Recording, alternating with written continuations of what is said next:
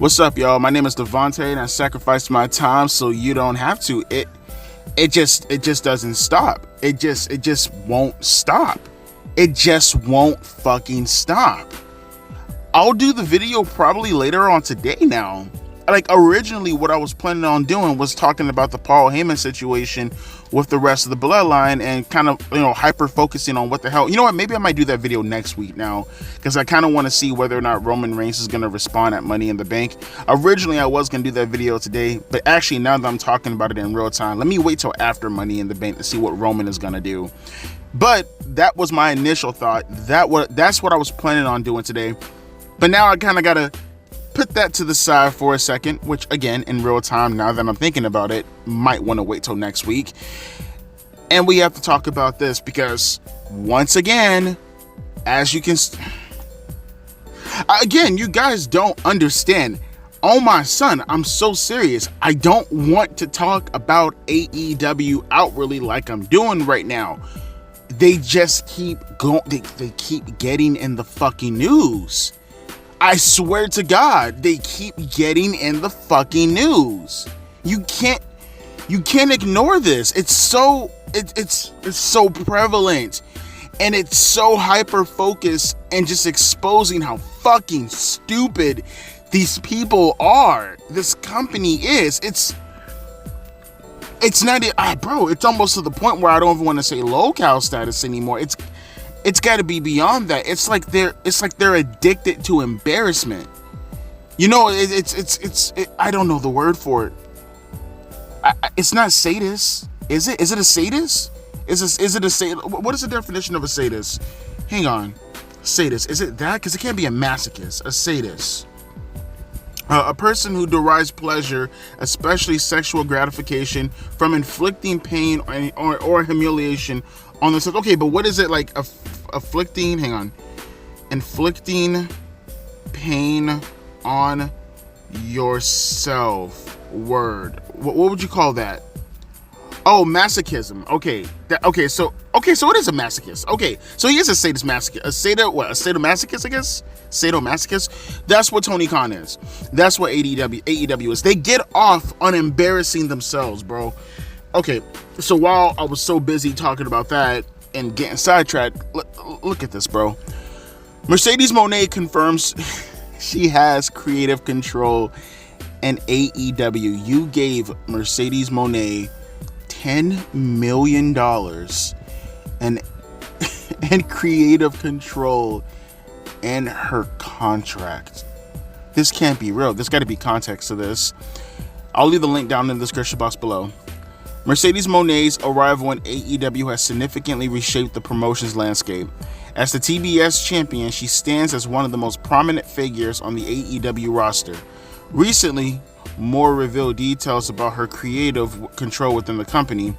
AEW is known for granting its talent considerable freedom to develop their own characters, prompting fans to wonder if this extended to Mercedes Mone.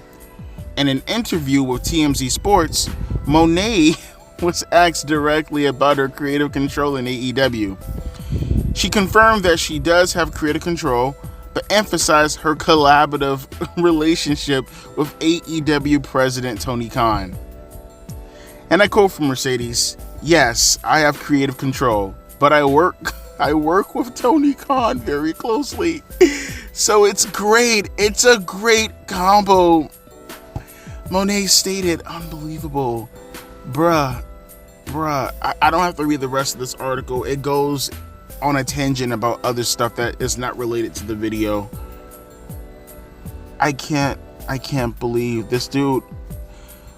How do you shit on Eric Bischoff about situations like this, but then do the exact same fucking thing that harmed WCW? Bro, you're giving people creative control in their contracts? And not just giving people creative control in their contracts. You gave Mercedes Mone, the most arrogant, egotistical, condescending, self-conceited person, or I guess conceited would be, right? I've probably ever seen in professional wrestling history. You gave this egomaniac creative control, knowing her backstage history of throwing a bitch fit at literally every situation that doesn't go her way. You not only give her $10 million, I want to reiterate that one more time. That's Mercedes Moné's contract, allegedly. Between 3 to 5 years, she's making $10 million. That's her contract. And you gave her creative control on top of that. This company, bro, this company's, okay, so here's my question. So we're going to get more into the Mercedes Moné obvious consequences that comes from doing something like this. I got more questions. So who else did you give creative control to, Tony? This can't be the only person, right? Because I think this does more outside of exposing AEW and Tony Khan's outright fucking stupidity, right? I think this talks more about the fact that we can no longer put on Tony Khan, most likely, the creative structure within the company. Now, granted, obviously, yes, he does get all the blame because he outright gave these people these clauses within their contracts. Let's put that to the side for a second. Just for a second, put that to the side. So all the stuff that we've been saying, like, I want to throw out, I'll give you an example. Edge, right? Edge. You mean to tell me that there's a solid shot that the shit that happened with Edge throughout the entire Christian feud, going into Malachi Black, transitioning that into the steel cage match, you mean to tell me there's a 90% shot that Edge outwardly has something to do with that? Like, outright. Like, we always knew this to be the case. But if I'm here to believe that you gave Mercedes Moné creative control within their contract, I can only believe that you did the same thing with Edge. You mean to tell me there's a solid shot that Edge is the reason why most of this shit has happened?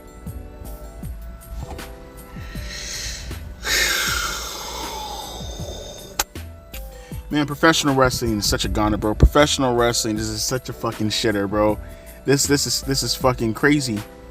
So are you telling me that there's a solid shot that Mercedes Moné is the reason why Mercedes Moné is the second tier champion in your company? Because maybe she thought to herself, she gave herself, so she has creative control in her contract. I'm pretty sure the rest of the talent knows this, right? Word gets around quick backstage, more so than it does outwardly towards us, right? You got to believe that.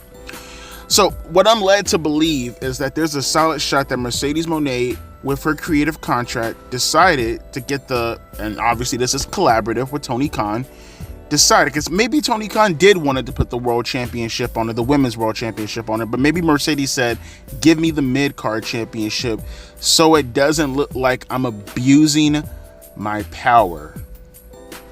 You got to believe something of the sorts kind of happened with that conversation, right? You got to believe that the sentiments that I just told you guys right now, something like that occurred, verbiage-wise, right?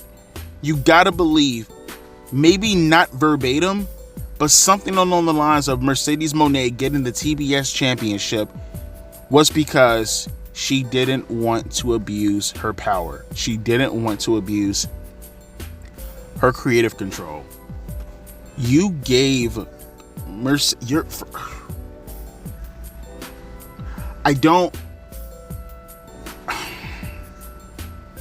I'm actually at a loss for words, because I can't fathom a wrestling company being this fucking stupid in 2024.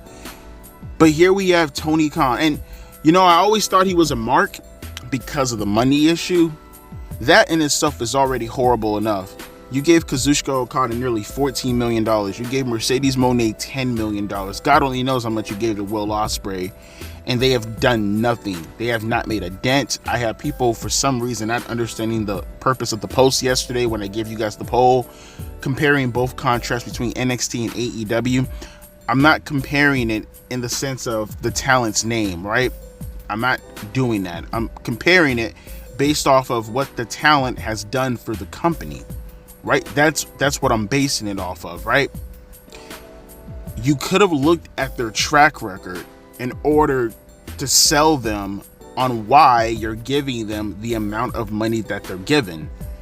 And then you could have dangled the money in front of them, the big deals that you gave them outwardly off rip. You could have dangled that in front of them and told them, if you produce this much for my company based off of your name value as to why I'm bringing you in, I will give you the money that you now currently have at the moment. I don't think people were understanding that. They kept looking at it from the perspective of one company happens to be developmental and the other company happens to be, you know, the real deal, right? The mainstream brand, right? Without taking into context, they're both on cable television, national cable television. They're one's on USA, one's on TBS. Without taking into consideration the numbers and comparison, all this stuff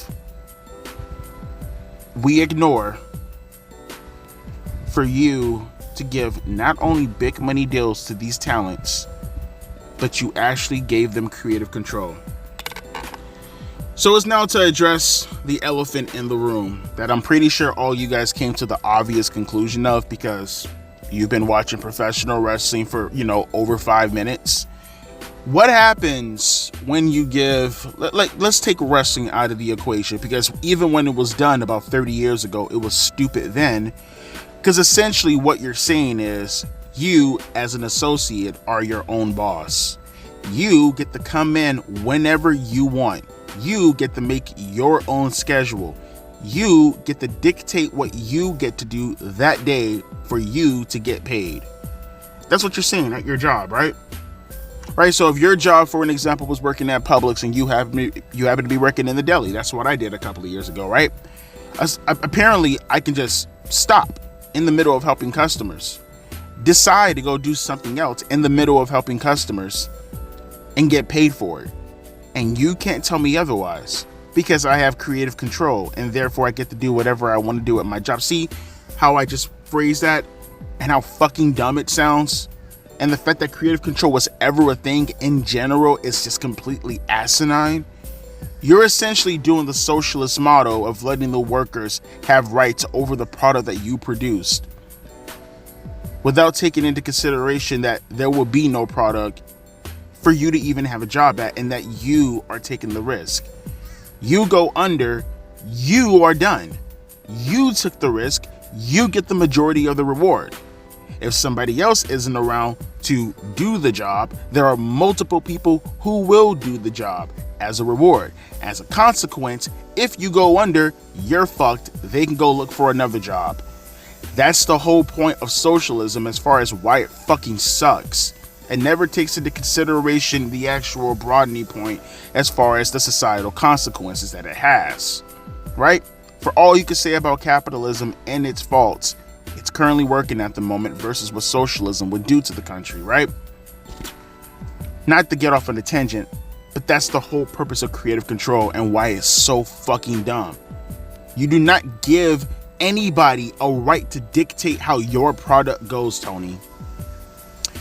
So now that we have that obvious bullshit out of the way, what do you believe is going to happen in the next couple of months to maybe the next couple of years with Mercedes Mone and the rest of the talent in the locker room, given that she has creative control and who she is and what she's known to be? Maybe not now because she just joined the company a couple of months ago, so she's on her best behavior. What do you believe is going to happen in the future? More importantly, I gotta believe some talent didn't get creative control within their contracts, but believe that they're a bigger name, or at least on par with Sasha Banks. I don't know, I'll throw out a name. Maybe someone like a Toni Storm, maybe someone like a Paige Saraya, maybe someone like a Britt Baker, for an example.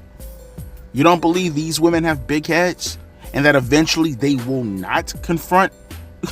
Look, if you don't believe in the future there won't be problems between Britt Baker and Sasha Banks, Mercedes Mone, whatever the hell you want to call her, over this little situation right here, when the time comes, I'm putting my money on it right now, when the time comes when inevitably Mercedes will go head up with Britt Baker, If you don't think we're not going to get a CM Punk situation, you are out of your fucking minds. You know, at first when I heard people talk about it, I was like, you know what? It's more so kind of, you know, it's a toss-up. But even then, I'm kind of 60-40 on the issue. I don't think 60-40 as in 60, Sasha's not going to do anything. 40, she's going to go full CM Punk. Now I'm more so like 95-5. Because, you know, you gave Mercedes creative control for no reason after giving her $10 million. If you don't think this is going to influence people being jealous of the situation, because that's what you cultivated backstage, Tony, why did you do this? Maybe I can understand, and even then I still won't agree with it, but I can understand to a certain degree if you lowballed her on the contract, right? Say, for an example, you give Sasha what she's really worth, which is maybe not even arguably that, but I can sit back and I can say to myself, okay, given your history, as far as your drawing ability, everything going in, you know, correlation with that, not a mastermind as far as how AEW contracts go, but I would think as far as what I would do, you know, maybe give her a certain percentage of her merchandise, right? Obviously, maybe go a little bit higher than WWE. Maybe give her around 80 to 85% of her merchandise, right?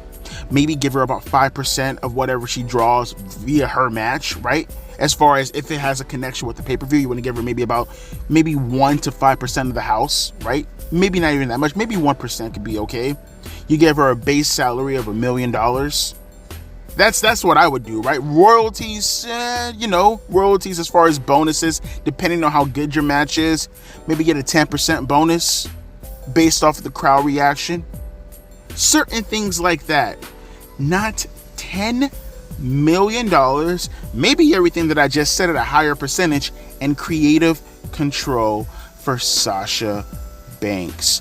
What do you think WWE gave her as far as the deal is considered? You think WWE gave her anywhere near close to how much money you gave her, Tony? You think WWE gave her creative control? Creative control, I can understand to a certain degree. For an example, if Roman Reigns has creative control over the Bloodline stable, that I can understand, right? Because that's specifically what he's doing, and he's a top guy, and everything that's in relation to that storyline is directly in relation to Roman Reigns, right? You know what you're getting yourself into when feuding with Roman Reigns, who has been proven to be a commodity for the brand in itself.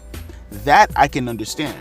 If you give creative control to a John Cena, you give creative control to a Stone Cold Steve Austin, to a Rock, hell, even Hulk Hogan, I get it. I understand. Not to say that I necessarily agree with it, but I understand it.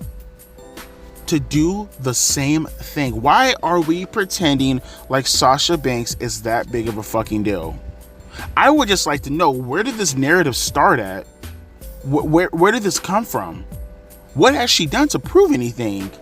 Where is it just her gimmick that gives off the aesthetic that she's actually a somebody?